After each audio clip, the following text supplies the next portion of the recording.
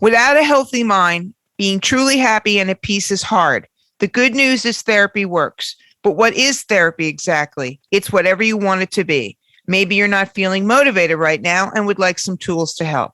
Or maybe you're feeling insecure in relationships or at work, not dealing well with stress. Whatever you need, it's time to stop being ashamed of normal human struggles and start feeling better because you deserve to be happy. And now you don't have to worry about finding an in-person therapist near you to help. BetterHelp is customized online therapy that offers video, phone, and even live chat sessions with your therapist, so you don't have to see anyone on camera if you don't want to. It's much more affordable than in-person therapy, and you can start communicating with your therapist in under 48 hours. Join the millions of people who are seeing what online therapy is really about. It's always a good time to invest in yourself because you are your greatest asset. And a special offer to ImmaLetYouFinish listeners, you can get 10% off your first month of professional therapy at betterhelp.com/ImmaLetYou, ImmaLetu. That's betterhelp.com/ImmaLetYou, ImmaLetu. Thanks again to BetterHelp for sponsoring this podcast.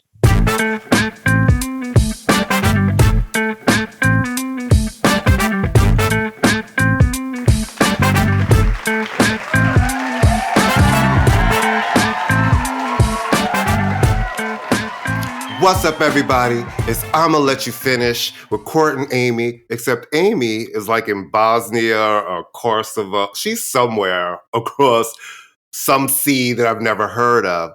But we have a special guest today who is joining me in the middle of the night we're doing this. It is Regina R. Robertson. Now, here's the thing about my good old Judy Regina. Regina was one of the smart ones who worked in the music industry and woke up one day and said, this is some bullshit. And she broke out years ago. She didn't wait until like the rest of us who waited late and we were old, like, what the fuck do we do next? She decided, I'm going to write. And she became and is a very successful writer. She was the West Coast editor of Essence 20 million years. And she's a very successful author who wrote a book that we're going to talk about called He Never Came Home, which is a collection. One, she wanted to tell her story. It's a collection of stories from women who did not grow up with their fathers. And it's a really great book. It's her first book, and it was a successful book. So welcome, Regina R. Robertson, who's here to shoot the shit with me this week on our 99th show, Miss Thing. It's almost 3 years of this show. I mean, 99 problems, but this bitch is not one of them. Hello. And can I just start by saying I'm so honored that you included my middle initial. It means a lot to me. Mm-hmm. I always know. That's how I always know when it's like something that's really sanctioned by you. Because if I see somebody say Regina Robertson, I'm like, I don't know her. She didn't. That's not her byline. She didn't do that. She didn't do that. So how's LA? What's going on in Miss LA? Well, we had an election, primaries, and that was stressful. I felt like I was taking a final exam. Right. There's so much at stake in these elections. So much coming up. It's a lot of shit. And I did my research, and then I just found, one of those inserts that, that was piling up in the corner because there's like a million of them. And I'm like, oh my God, I did vote. I did it right. Like I got it. So that's been going on. And it's June. I want to be excited for summer, and I'm working, I'm up late, I'm procrastinating during the day and working at night. My usual. But you're a night writer, and what listeners don't know is Regina, for the last couple of years, has written the pre-show for the BET Awards, and you're writing the pre-show again this year for the BET Awards. I'm writing the pre-show again. How's your script going? It's going well. I started, I try not to be too married to the first round, my first draft, which is like, either it's horrible or it's just the most fantastic thing I've ever written. And I just got a whole new run of show today, and I'm like, oh, so it's all changed? Oh, okay, great, no problem. This is the bane of my existence. Yeah, so So I spend the day at the park looking at the, listening to the birds, looking at the sky. And then I come home at night and it's like, oh my God, I'm not done. So that's what I'm doing tonight and probably for the rest of the next 2 weeks. Oh, I spent the day having COVID. Yeah, that happened. Oh. I would like to announce.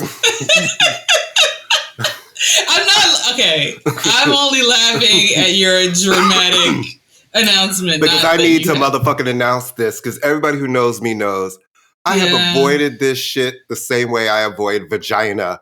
Full avoidance. For 2.5 years, kids. I am the person who's not really gone anywhere. I wear 2 and 3 masks. I did everything right. And, I've been doing my little test. And honey, I was like, let me do my little test. I wasn't feeling well. And, the little test, you put the thing up your own nose. I stuck that shit up my nose. I felt like I impaled something. I was like, am I going to be bleeding? Because I'm crying and I'm doing this to myself. And I'm like, do. I walk out the room. It usually takes 15 minutes, those tests. Yeah. I walked out the room to throw the shit out, the extra shit. When I came back, there was already 2 lines on the thing. I was like, oh, that's unpleasant. This whole time is just... It's really motherfucking something. That's probably the best way to describe it. It's complete madness. It's complete madness. But I hope you'll be okay. Well, you will be okay. Listen, I'm soldiering through. We got a show to do. I got shit to do.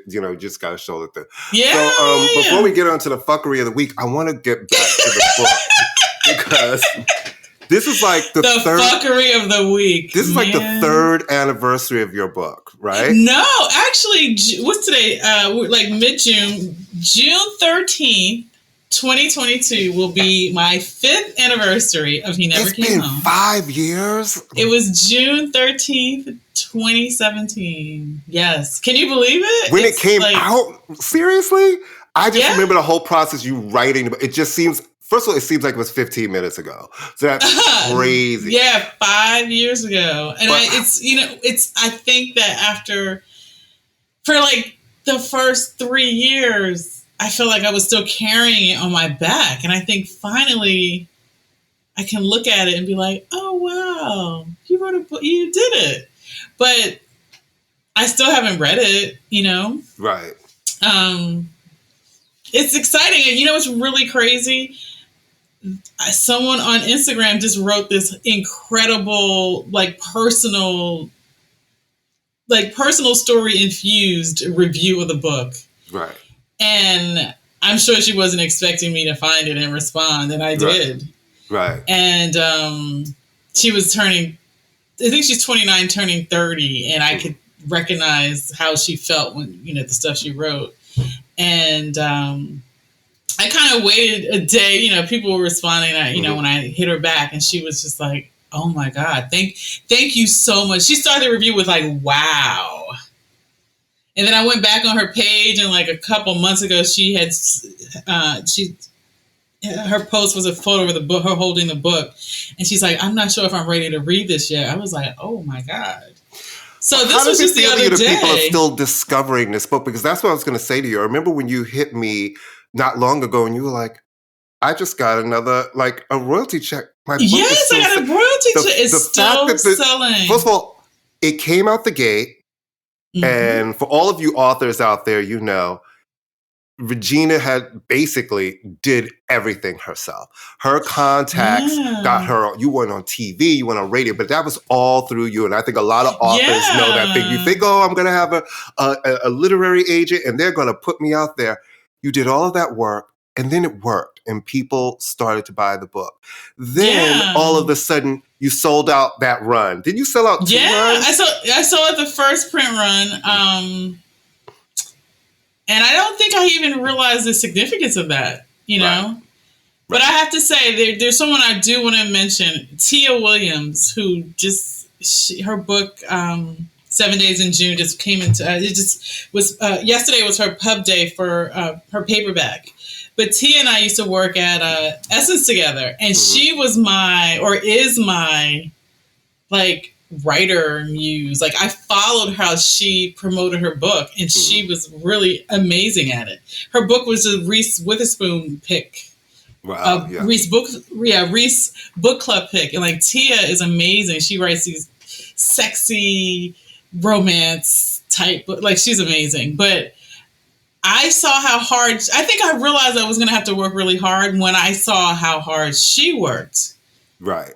And I was like, wow. So Tia and I talked, and I'm glad that I know her, and that like I looked at how she was promoting her book, and I'm like, oh my gosh, she's doing a lot of work. Right. She's doing a lot of work. And it was fun to follow her, even though, you know, my book is a much more heavy topic, it's nonfiction.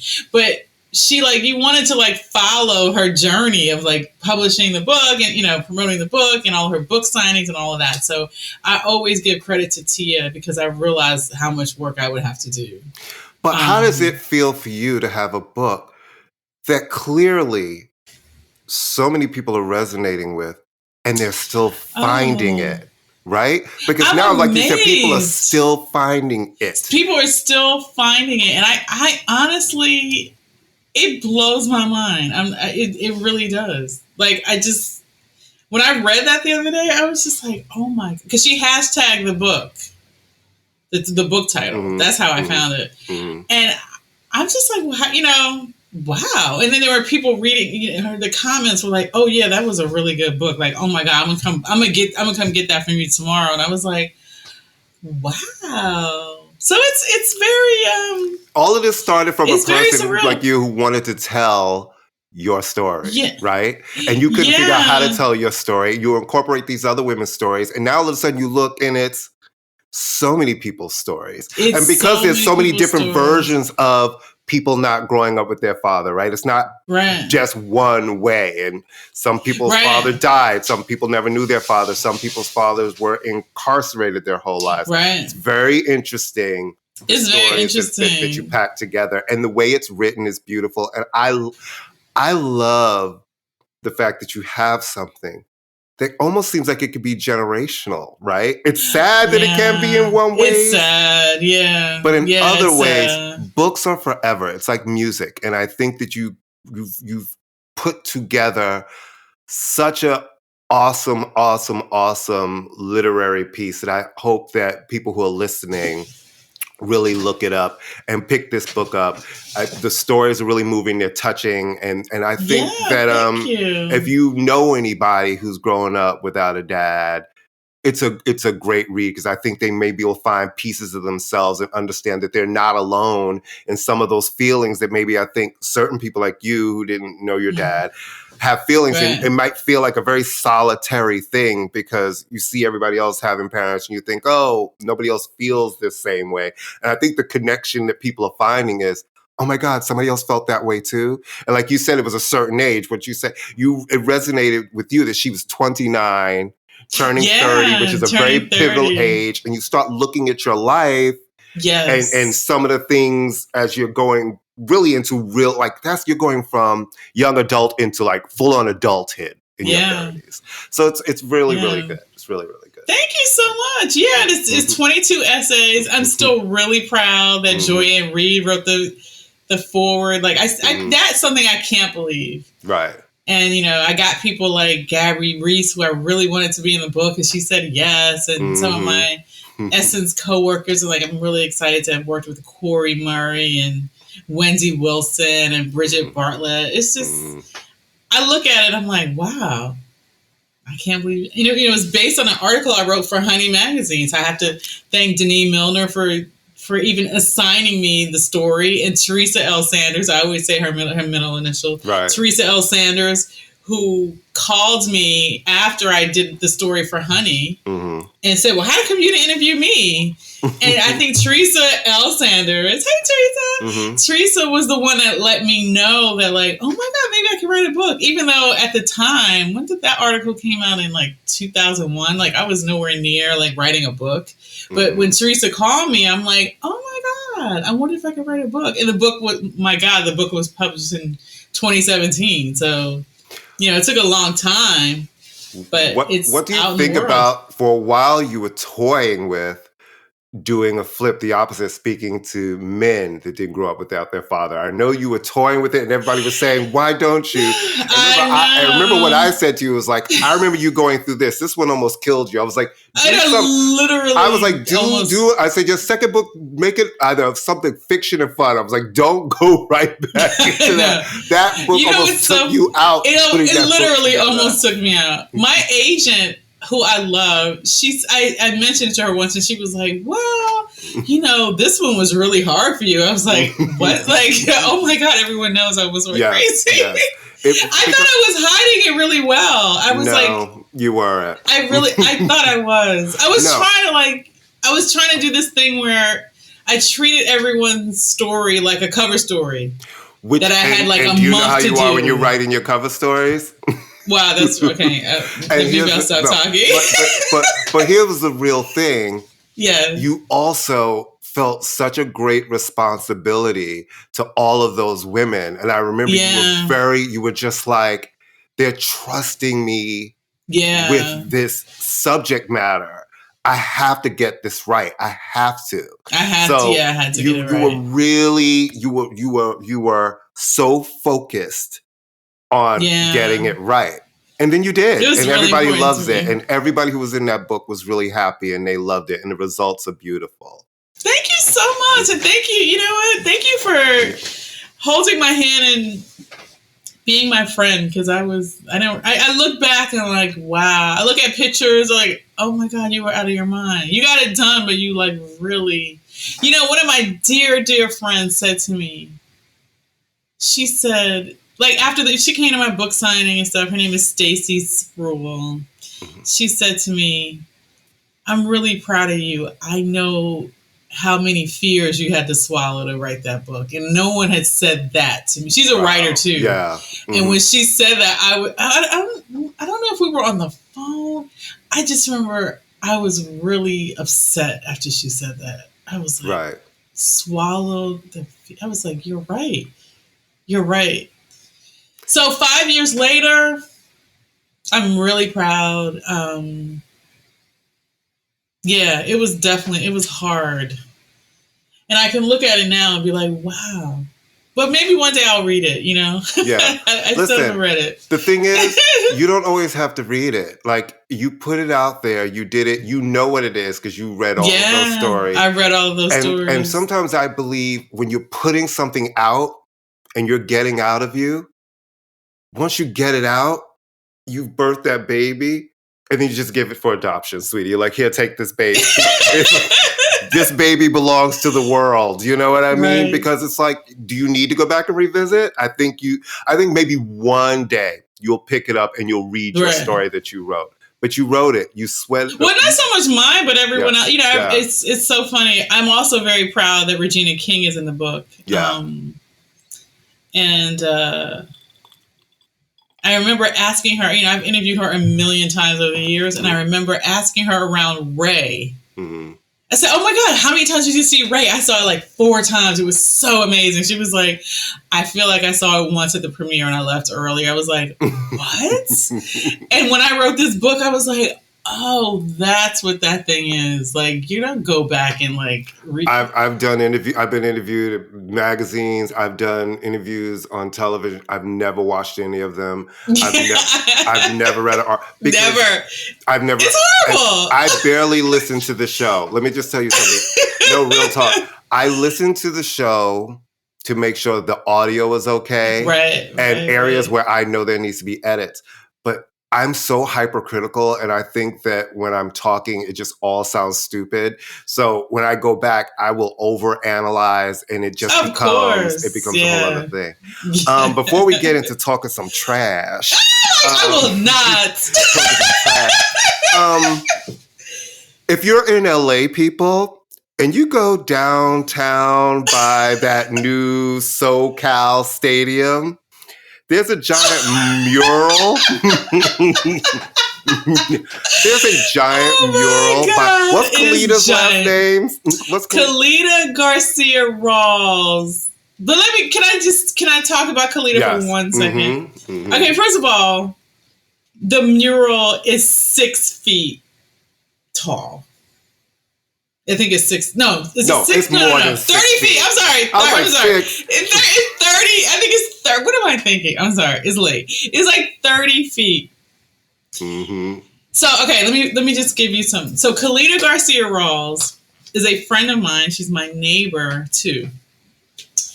And when I was writing my book, I worked a lot in her studio. So she saw me go completely. Like, if you talk to me and I sounded crazy, Kalita saw me going crazy and crying and just being a mess.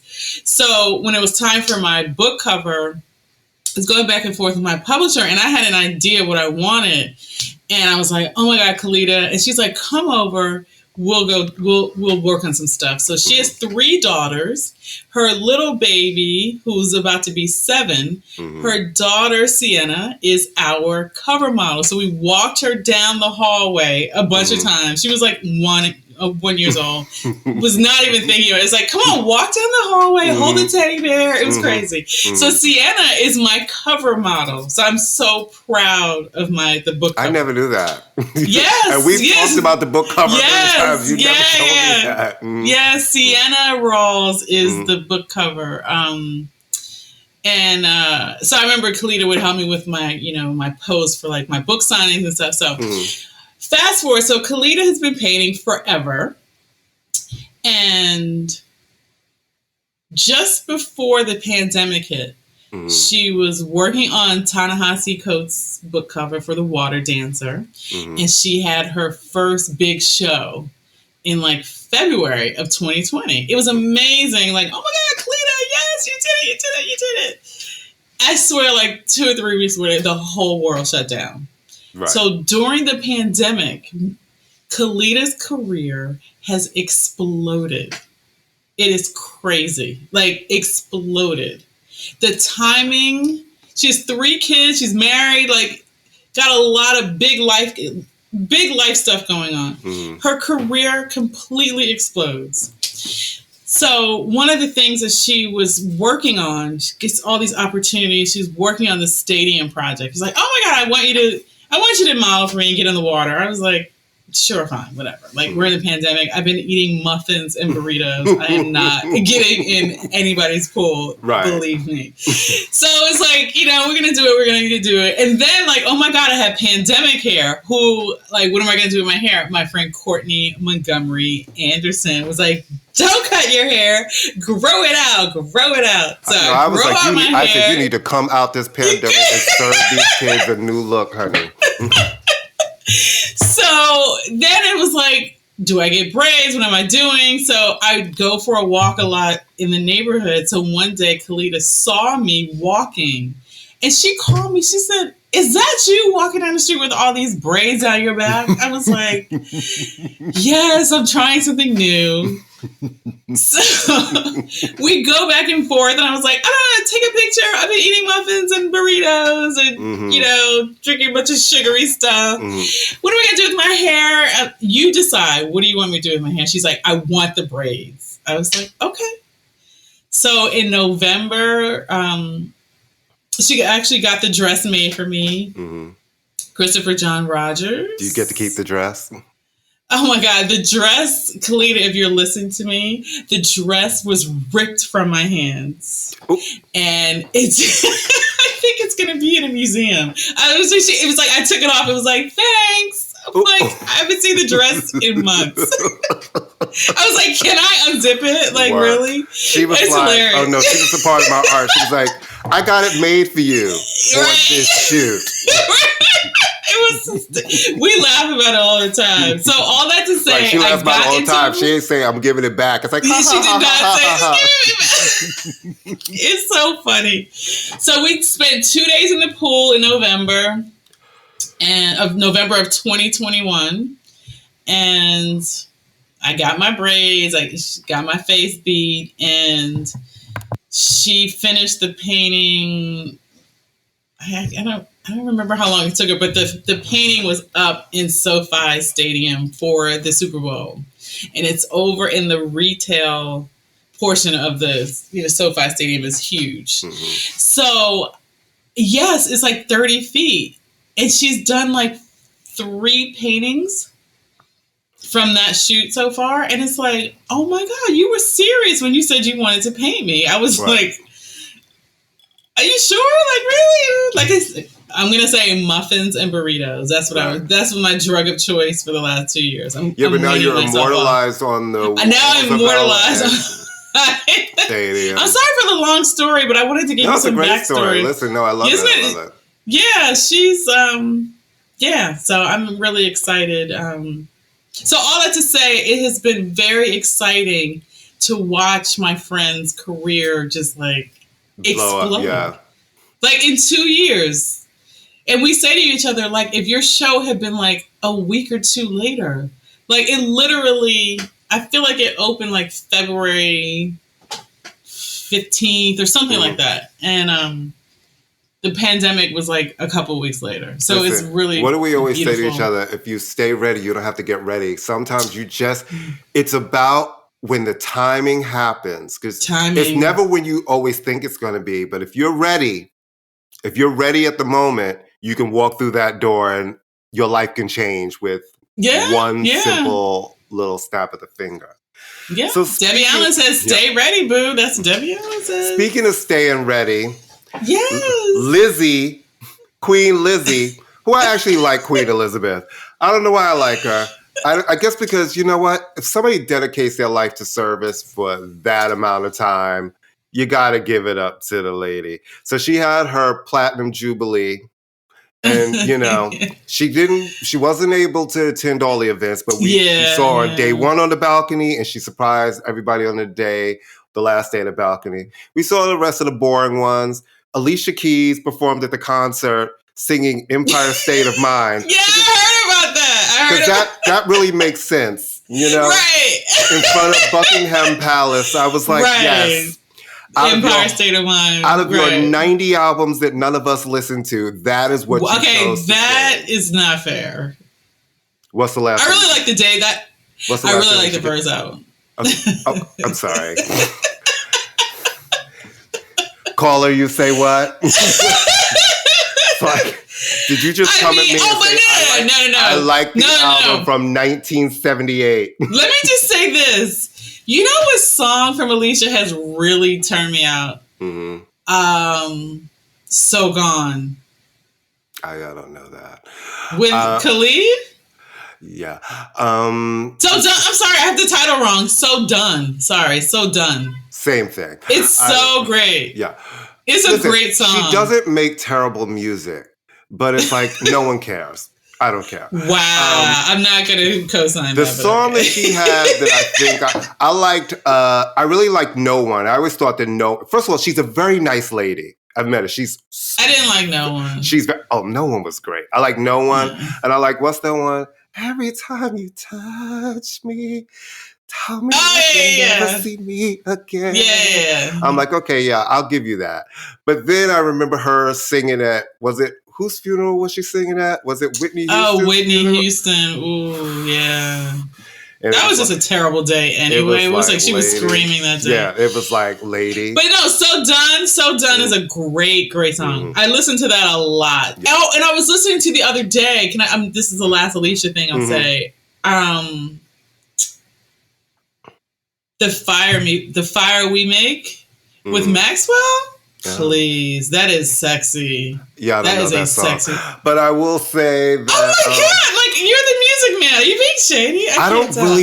I have to think about her. The Fire We Make is so I gotta be really amazing. Honest with you. I probably do have all of her albums. I will give them a spin, but I'm just not the hugest fan. And I'll start playing it, and I get bored in the middle, and I turn to Kylie Minogue. You know what I'm saying? It's like, Where's Kylie? Where's Kylie, who's going to be signing bottles of her wine 10 minutes from my house tomorrow, but I have COVID. And unlike everybody else, I won't leave my house and go see Kylie Minogue 10 minutes from my house because I have COVID. To send a friend. You have to send someone. You know. That's really crazy. But so then we had the return of Harry and Meghan. And let me just say this about this whole situation because I'm over the whole... I know Harry is your man. You love him. I'm gonna let you have your thought, and then I'm gonna have a whole entire Harry moment. Okay. So please continue. I think that yes, the Oprah interview was really, really dumb. It was. Oh, I'm not convinced everything they said was a lie because, quite frankly, of course not. I do believe I could see all the dripping racism in so many different things, the way she was reported on. And everybody's like, we used to love her. I'm like, for 5 minutes. But in minute 6, you didn't give, like, first of all, she's coming from a completely different culture. So there is going to be some sticker shock.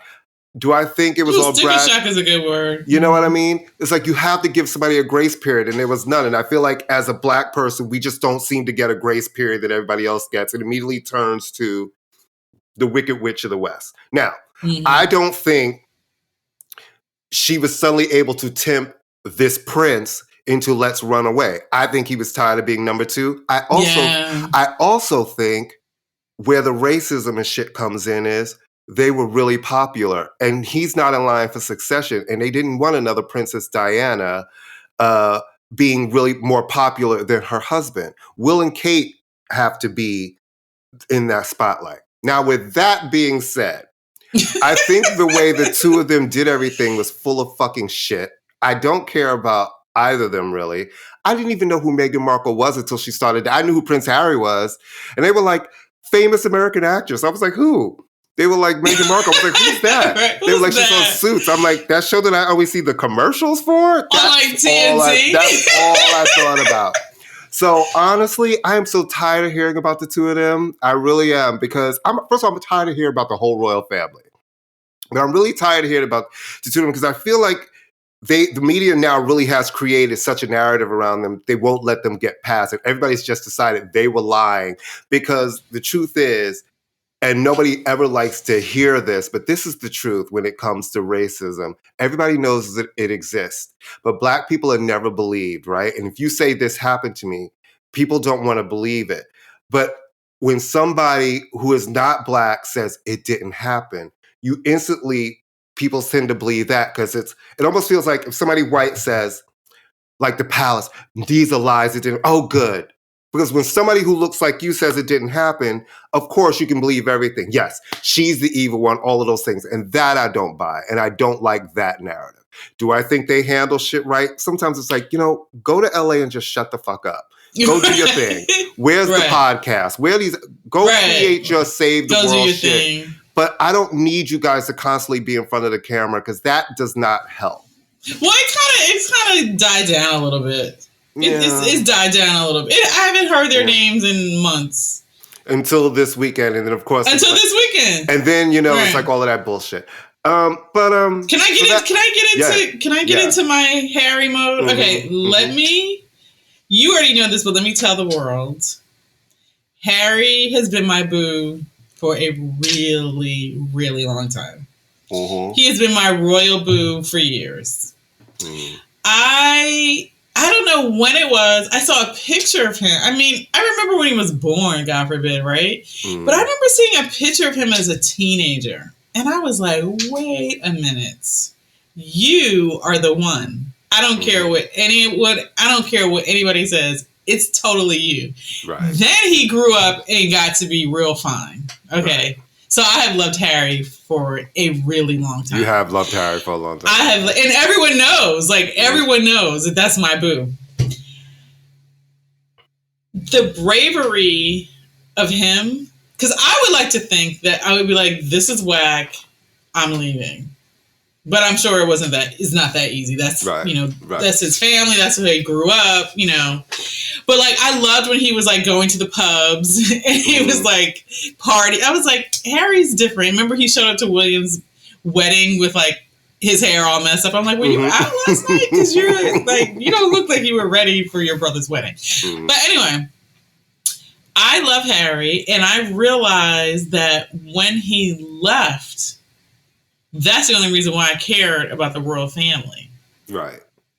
And I feel bad for William, because your baby brother left and he took all the sexiness out of this whole equation. And, it's 2022 and I just don't. And I feel bad for William in the sense that the thing you grew up with that you have been told for your whole life is so important. I don't know how much it matters anymore. And I really do feel, I look at him and Kate, And I'm like, Harry's gone. Like, who cares? Like, I hate to be mean about it, but who cares? And then when it comes to Meghan, like, that whole Oprah thing was such a stunt, but I believe what she said. I mean, like, black people wonder which shade the baby's going to be. Why would we think that white people wouldn't think that? That part. Okay? Weren't black people, like, making up pictures of the baby, like this cute little boy with red hair? Why would we think that white people wouldn't be doing that? I mean, that. So, but that whole, I remember that interview because I was like ready, and then we get to it and it's her sitting there. I was like, where's Harry? Right. Oh, you're gonna do a whole performance first. Okay, I got it. But I'm so happy for him. Like, my only issue with all of this is like, is Harry happy? If Harry's happy, I'm good. Right. Period. He seems like out of his mind happy. He's a dad. He's got 2 cute little kids. We got to see the baby girl. If Harry's happy, I'm happy. So if she makes him happy, I can't wait to see them at Whole Foods. Right. And I don't know if I'm going to drive up to Montecito. If they'll be here with me in LA at the salad bar. As long as Harry's happy, you know what's dumb about it? Fine. Everybody gets shocked because how many people, first of all, I know people personally, they were like, had to leave their families to go reach their dream and be like, this isn't what I want. My parents wanted this for me, and they had to break away. So for everybody to act shocked, like the one that you guys called The Spare, that has no purpose. Remember, these brothers used to do everything together. It was William and Harry. I forgot then they got about to that certain age where you are the second in line, and the one who's first in line starts having different duties because you are eventually going to be the king of England and your wife is going to be the queen. So their duties start becoming different. Maybe, I don't know why anybody finds it so unusual that maybe he's like, I want to have a life. I need to have a purpose. And I don't want this. I was born into this. I don't want it. And for people to act shocked, half the people... Because nobody does. Because nobody has... Who's done that? Nobody does that. Well, but you know what? I think a lot of people. How many people do you know? You know, want people to, left, but you know a lot of people also left home, people going against their family's wishes, and had to make it on their own. I'm gay. I know so many people who were not. Well, you know what had to leave home, find their way, and make their way and make their life. You know, this is what I didn't like. I don't care, even if all of that shit is true. It's your family. And I'm not down for trashing your family on TV because I can hate members of my family. But I'm not going to sit on an international television show and try to bring my family down. Like, well, there's a lot of stuff. And don't forget, like, this stuff with his mom was not good. It's not. But ultimately, at the end of the day, and this is what you realize, and I've realized even during this pandemic, when it comes down to it, you may have a lot of friends, but when shit really goes down, who you will ultimately end up needing in the end is your family. I'm not, I hear you. And there could be dirty shit. All of our families have dirty shit. Yeah, you wrote your story. You did not sit there and say, here's all let me tell you this about you know what I mean? I do think there's a way to kind of talk about your freedom without really putting your family down in the mud. Well, you know what? That just means that in what he said, he's never going to say certain things. He didn't say everything. And I think... yeah, but he's writing this book. So let's see, right? And he knew to move the book because, after the Queen lost her husband and all this shit, now he moved it till next year. Well, I will say this. Mm-hmm. I will never forget him and William walking behind their mother's casket. Right. And I think that we don't know half of what happened. Right. And... yeah.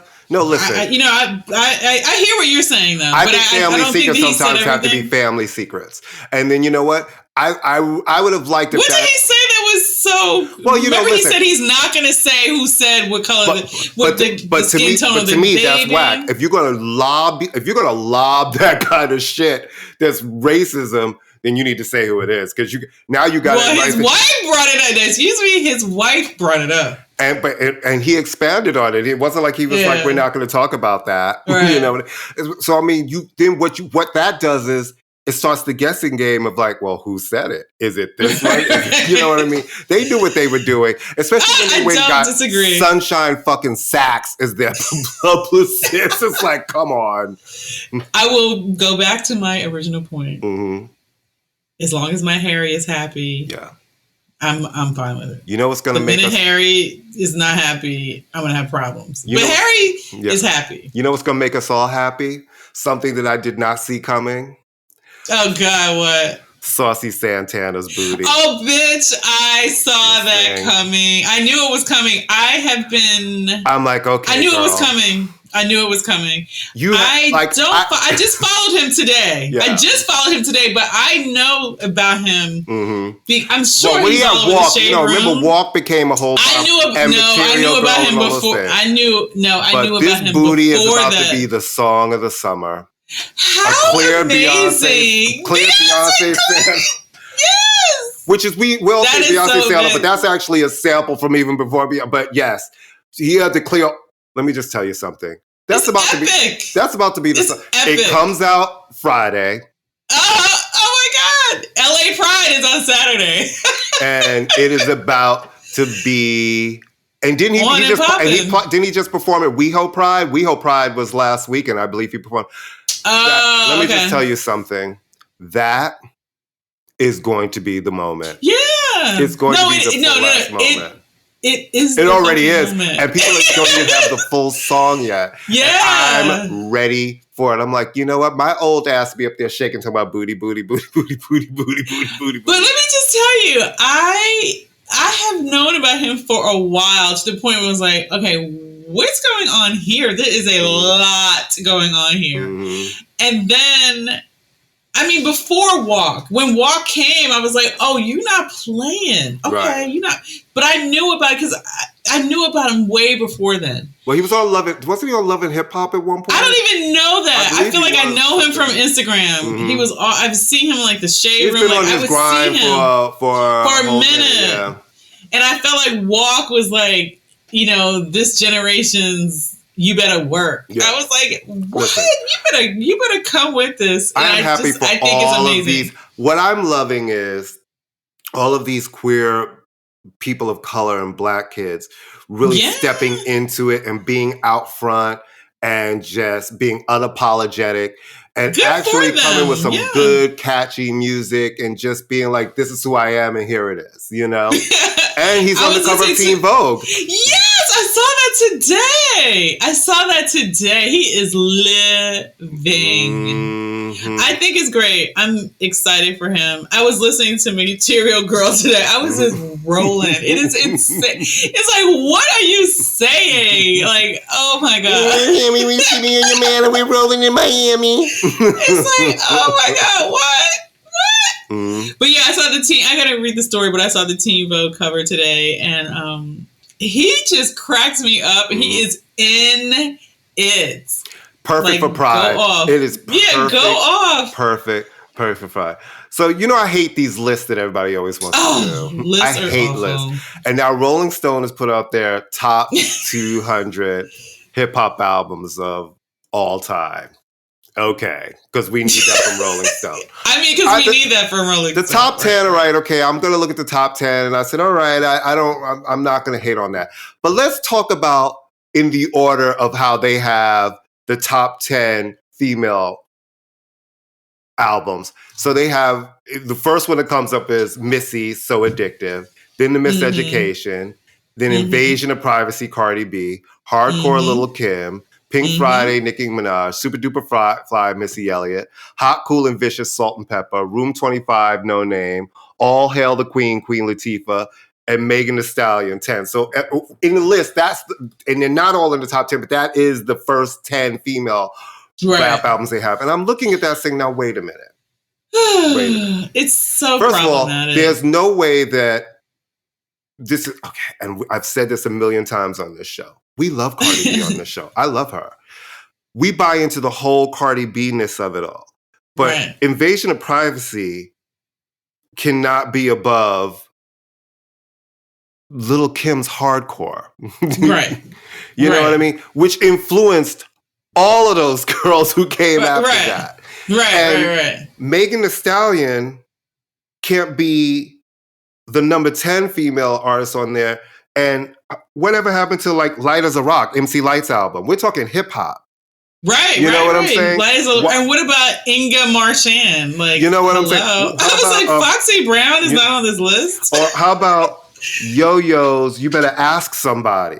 Like, you know what I'm saying? Yes. How about fucking Roxanne Shantae's debut album, Bad Sister? Like, it's just, this is not a diss to any of these women. It's not a diss to Megan Thee Stallion. But I'm sorry, nobody has ever. I don't think anybody has ever said that is a top hip hop album. You know what I mean? I just don't see. What else? You know what else is interesting too? I thought Missy's dope. Nothing to take away from Missy, but like, there's 2 Missy albums in the top 10.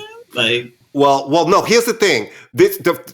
They're not all in the top 10. How they rated, what the list is, these are the first 10 females on the list. On the list, right. And so in the order of the list, I'll tell you where it is. I'll go through the list right now. They have in the top 10, the top 10 is, number 1 is Notorious B.I.G.'s Born to Die. 2 is Stankonia, Outkast. 3 is Jay-Z, The Blueprint. 4 is Public Enemy, It Takes a Nation. 5 is Kendrick Lamar, To Pimp. 6 is Kanye's My Beautiful Twisted. 7 is the first female, Missy's So Addictive. 8, Wu-Tang Clan, Into the Woo. 9, A Tribe, The Low End Theory.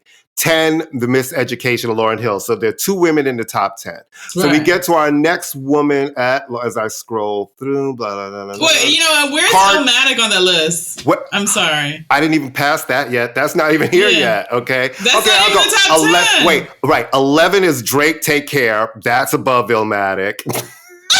Okay, stop. Just stop. Like, we're not gonna, like, I'm from Queens. We're not doing this. We're not doing this to Nasir Jones. Like, no. Oh, wait. So the next one is Cardi B. It's number 16. And it's like, well, hold on. and then Hardcore is number 19. It's like, these lists. What? This list is crazy. I saw them getting dragged. They got dragged all over Twitter for this today. They should. And here's the thing, and I'm not trying to get attacked by the barbs. I think that Pink Friday is a fun album for Nicki Minaj. I do. But I also, when I hear that album, it's like a fusion of, it's like a pop album, a hip hop pop album. Oh, right? You should lower your voice because you're going to No. And it's not bad. But I'm just like, it's just interesting because I absolutely think she deserves to be on the list and it deserves to be there. But when we're talking about, there are people that even influenced her career, right? So when I say like an MC Light, we're talking, if you're saying of all time, there are some people who made those albums early and influenced all of these ladies. I absolutely believe, listen, love her or hate her, Nicki Minaj, what she did as a female MC and the levels of success she was able to attain, I think is really important.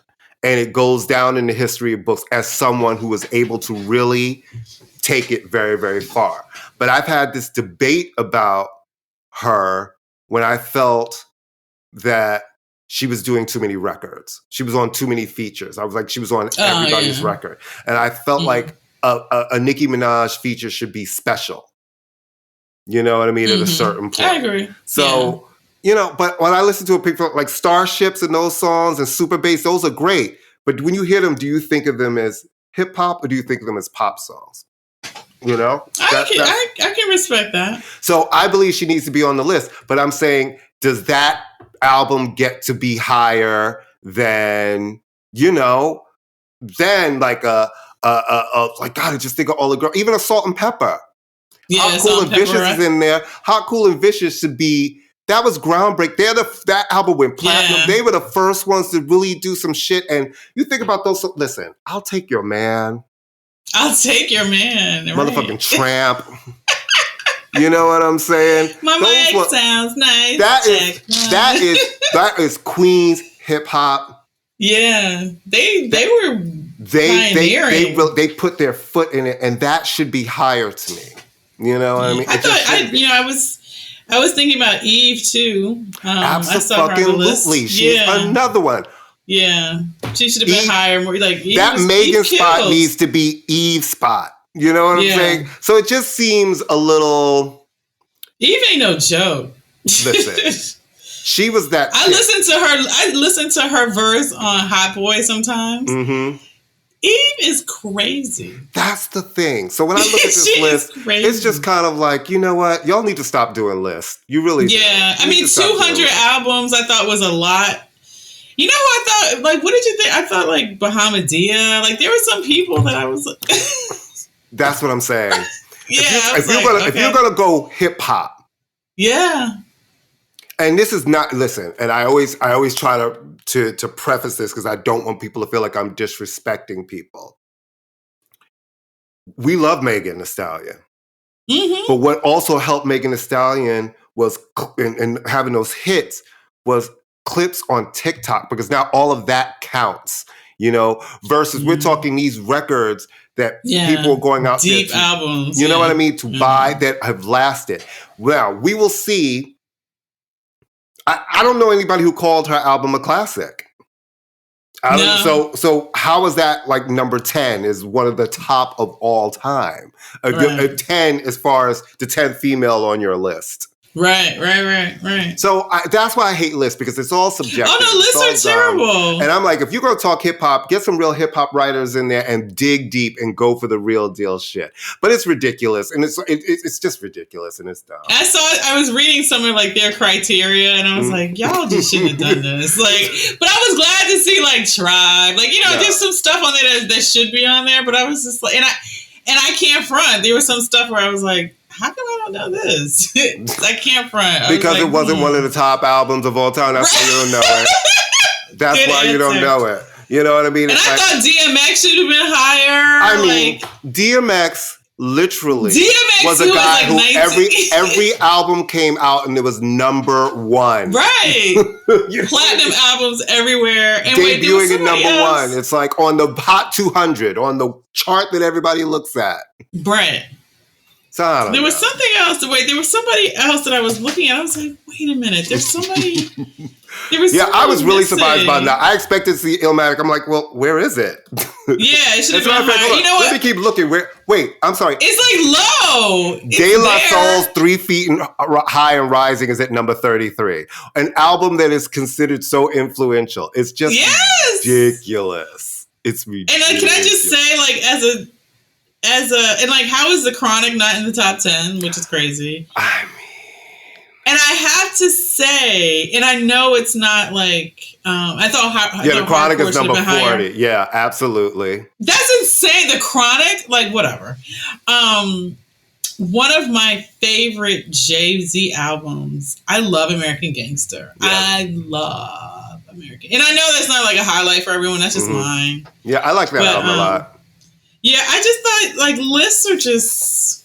You're going to get screamed on when you write lists. So I hope that, I mean, like, I saw the dragging on Twitter. I was like, I am so glad I was not involved in any of this. Oh, yeah, people are like, what the fuck is this? They're literally like, what the fuck is this? And I don't even think that I could do it. You know what I mean? Like, who are you guys? Right. Who is anybody to, like...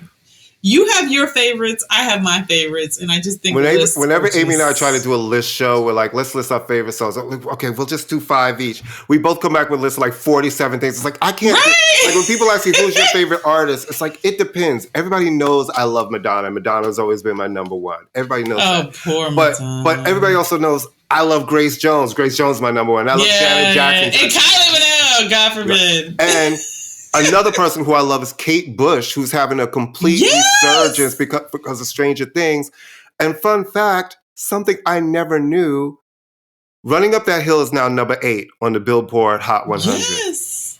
Kate Bush has never had a top 10 song in America. Yes. I thought Running Up That Hill the first time around was actually a hit here, because that was college for me. So that was Kate Bush was college radio. Yeah, that was a big song. What I mean? Yeah. So I always thought it was a hit, and it's actually battling for number 1 in the UK, and it hit all over the world. And this is the thing that makes me happy about the TikTok world and streaming, that these young kids don't have to be like, let me go to the record store and search. They're discovering Kate Bush. And yes, they're discovering her with Running Up That Hill, which is a great tune. But then they'll hopefully discover the album that it's on, Hounds of Love. Then hopefully they'll go into the whole catalog and they'll discover Wuthering Heights and Babushka and Wow and the Red Shoes album and realize this lady has a full catalog of music, and they discovered her. And that makes me happy because she is an artist who's very influential. She's been up for the Rock and Roll Hall of Fame several times. Really? Yes. I didn't know that. So many people love her. A lot of hip hop artists love her, and she keeps not getting voted in. And I kind of wish almost this had kicked back to maybe 4 months ago when people were still voting. I think if this moment had happened, people who had their ballots would really realize the importance of Kate Bush and finally vote her in, because she's really an amazing songwriter, and she produced herself on this album. And the fact that the song is having this big a resurgence, just listen, you know how much I love music. Kate Bush is one of those people, to me, I think everybody should know. Like, her voice can be an acquired taste, but man, it's my taste. I just love it. And I love it's a beautiful, full circle moment. Yeah. I haven't seen this show, but I was reading that Winona Ryder loves her and had been wearing Kate Bush shirts to give them hints. But it's beautiful. It's almost like, when you're dope, it comes back around for you, like... If you just stay focused. And stay dope, And the thing about Kate has never been thirsty for it. She actually made a statement, which is rare, saying that she loves the show and she's really happy. That. And she's never toured the United States. Ever. Wow. She's only done one real tour. That was in 79 in a tour of the UK. Then she came back in 2013 and did that. It was 30 dates or something at the Shepherd's Bush, maybe. I don't remember. Someplace in the UK. Sold out immediately. And very fiercely was no telephones, no recording. And bitch, there was, honey, no telephones, no recording. This is an experience, and you're not going to be sitting here recording me while I'm doing it. Amazing. That's an artist.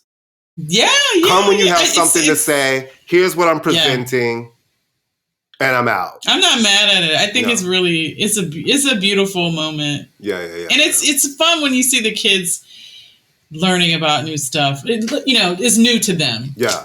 Absolutely. It reminds me of, it's so funny. I love Stevie Wonder so much. And I remember being a kid and finding my mother's fingertips. And I was like, what is this? We have to play this all the time. It was on a 45. Right. And it was my whole world opened up. So like you said, hopefully the kids will dig back into all of her other music and just keep discovering, and then maybe from there discover something else. That would be dope. And good for her. And it's Pride Month. Kate is perfect for Pride. Thank you, Regina, for doing this show. Oh my God! It's been really, really amazing. Y'all don't know, we're taping this in the middle of the night, y'all, because Amy and I actually did tape a show that was supposed to air, but she's in a country that was having blackouts. The Wi-Fi connection was bad, and the show came back, and I was like, we sound like two crackheads fighting under a blanket. I can't put this show out sounding this. God. This isn't good. But you know what it is, kids. You can follow Regina. First of all, she has a website, Regina, is it ReginaRRobertson.com? No, website is ReginaRobertson.com. On Instagram, I'm Regina R. Robertson. And Twitter, I'm sorry. Can I back up? My website is ReginaRobertson.com. Yes, right. Twitter is at Regina Robertson. And Instagram is at Regina R. Robertson. I really tried to set my R into Twitter. And your book is still, they can order the book on Amazon. Is it still in local stores? Order the book on Amazon, local stores, BarnesandNoble.com. And I have to say, Courtney, I am so honored to be your guest. It means the world. Well, thank you for being my guest. And you guys know what it is. You hear us every Thursday on the Pantheon Podcast Network, where there are over 70 music shows, every kind of genre. If you love it, it is there. We're there. You love us. We love you. Come see us there. You also know that you can keep in touch with us on Twitter at FinishIma. We still fucking hate that name, but what can we do? On Instagram at ImmaLetYouFinish New York. On Facebook at ImmaLetYouFinish, all one word. On Twitch at twitch.tv/CourtMonty. On TikTok at ImmaLetYouFinish Podcast. We're here. We love you. Leave a rating. Tell a friend. Eat your vegetables. Unlike me, don't get COVID and have a good time. And we'll see you and next drink your water. And drink your water. water. And we'll see you next week on our 100th show. Bye.